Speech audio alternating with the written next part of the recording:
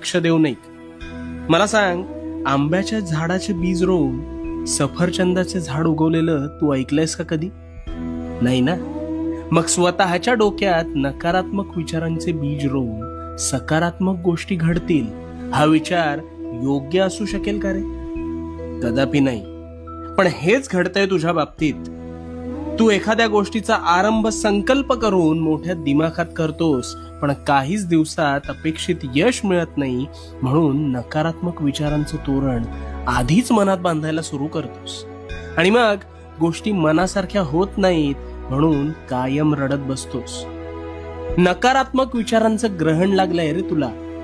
तुझ्या विचारांच्या संभ्रमात तुझ्यावर नकारात्मक विचार हळूहळू तुझ्या नकळत आरूढ होऊन जातात. आणि मग तू सुद्धा या विचारांना जागा देऊन तुझ्या मनात घर करून आश्रय करून देतोस. इथे तू चुकतोस.